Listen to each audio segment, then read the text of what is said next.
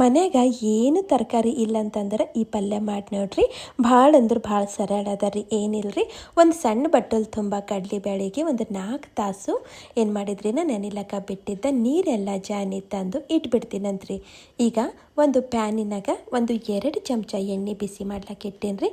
ಸಾಸಿ ಜೀರಿಗೆ ಹಾಕಿ ಅವಕ್ಕೆ ಚಂದ ಕುಣಿಸಾದ್ಮೇಲೆ ಈಗ ಇದ್ರಾಗ ಜಾಸ್ತಿ ಉಳ್ಳಾಗಡ್ಡಿ ಹಾಕ್ಬಿಡ್ತೀನಿ ರೀ. ನಾ ಹಿಂಗೆ ಉದ್ದದ ಹೋಳಿ ಉಳ್ಳಾಗಡ್ಡಿ ಸೇರಿಸ್ಲತ್ತೀನಿ ರೀ. ಒಂದು 7-8 ಮೀಡಿಯಮ್ ಸೈಜ್ ಉಳ್ಳಾಗಡ್ಡಿ ತೊಗೊಂಡಿದ್ರಿ ನಾ. ಯಾಕಂದ್ರೆ ಇದಕ್ಕೆ ನಮಗೆ ಉಳ್ಳಾಗಡ್ಡಿ ಜಾಸ್ತಿ ಬೇಕ್ರಿ ಈ ಪಲ್ಯಕ್ಕೆ. ಈಗ ಇದಕ್ಕೆ ಮೀಡಿಯಮ್ ಊರಿನಾಗ ನಾನು ಚಂದ ಹುರಿತೀನಂತ್ರಿ. ಈಗ ಇದ್ರಾಗ ಕುಟ್ಟಿಟ್ಟಿದ್ದು ಶುಂಠಿ ಬೆಳ್ಳುಳ್ಳಿ ಸೇರಿಸ್ಲತ್ತೀನಿ ರೀ. ಇದಕ್ಕೂ ನಾವು ಈ ಉಳ್ಳಾಗಡ್ಡಿ ಸರಿನೇ ಚಲೋ ಫ್ರೈ ಮಾಡ್ಕೋಬೇಕಾಗ್ತದೆ ರೀ. ಪೂರ್ತಿ ಬಣ್ಣನೂ ಚೇಂಜ್ ಆಗಬಾರ್ದು, ಅಲ್ಲಿಂದ ತನಕ ಏನು ಹುರಿಯೋದು ಬೇಡ್ರಿ. ಮತ್ತೊಂದಿಷ್ಟೇ ಕರಿಬೇವನ್ನು ಸೇರಿಸ್ಬಿಡ್ಲತ್ತೀನಿ ರೀ. ಅಂದ್ರೇನು ರೀ, ಕಪ್ಪಾಗಬಾರ್ದು ರೀ ನಮ್ಮದು ಉಳ್ಳಾಗಡ್ಡಿ. ಈ ಥರ ಸಾಫ್ಟ್ ಆದ್ರೆ ಸಾಕ್ರಿ. ಈಗ ನಾವೇನು ನೆನೆಕಿಟ್ಟಿದ್ದೇವಲ್ಲ ರೀ ಕಡಲೆಬೇಳೆ, ಅವು ತಂದು ಅಂದ್ರೆ ನೀರೆಲ್ಲ ಜಾನಿ ತಂದು ಇದ್ರಾಗ ಸೇರಿಸ್ಬಿಡ್ತೀನಂತ. ಇವು ಹಾಕಿದ್ಮೇಲೆ ಸಣ್ಣ ಊರಿನಾಗ ಇವಕ್ಕೆ ಚಂದ ಮಿಕ್ಸ್ ಮಾಡ್ಕೋತಾ ನಾವು ಏನು ಮಾಡಬೇಕಾಗ್ತದೆ ರೀ, ಹುರಿಬೇಕಾಗ್ತದೆ. ಆಲ್ರೆಡಿ ನೆಂದಿವೆ ಅವಲ್ರಿ ನಮ್ಮ ಕಡಲೆಬೇಳೆ, ಅದಕ್ಕೆ ನಾನು ನೀರಿಗೆ ಏನು ಸೇರಿಸಲ್ರಿ. ಸಣ್ಣ ಊರಿನಾಗೆ ಇದಕ್ಕೆ ಹುರ್ಕೋತಾ ಹೋಗ್ತೀನಂತ.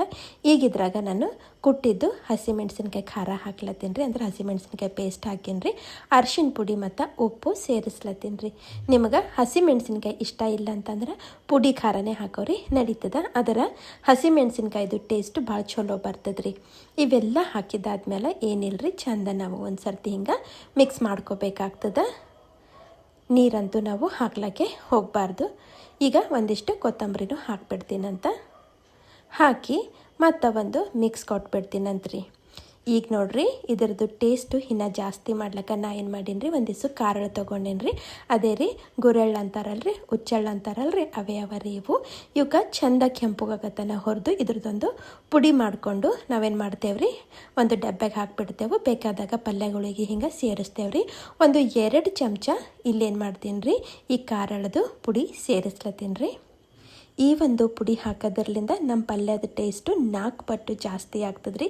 ಆದರೆ ಕೆಲವೊಂದು ಪಲ್ಯಗಳಿಗೆ ಈ ಖಾರ ಹಿಂಡಿ ಚಲೋ ಇರ್ತದೆ ರೀ. ಅಂದರೆ ಇದು ಹುಚ್ಚೆಳ್ಳು ಪುಡಿ ಏನದಲ್ರಿ, ಇದು ಸೂಟ್ ಆಗ್ತದೆ ರೀ ಎಲ್ಲ ಪಲ್ಯಗಳಿಗೆ ನಡೆಯಲ್ರಿ ಇದು.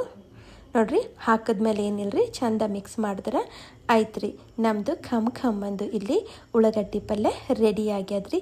ರೊಟ್ಟಿ ಚಪಾತಿ ಯಾವುದಕ್ಕೂ ನಡೀತದ್ರಿ. ಹಂಗಾದ್ರೆ ನೋಡಿರಲ್ರಿ, ನೀವು ಒಂದ್ಸಲ ಈ ಥರ ಪಲ್ಯ ಟ್ರೈ ಮಾಡಿ ನೋಡಿರಿ. ಮತ್ತು ಹೆಂಗೆ ಅನ್ನಿಸ್ತಾ ಅಂತ ನಂಗೆ ಕಾಮೆಂಟ್ ಮಾಡಿ ಹೇಳೋದು ಮರಿಬೇಡ್ರಿ.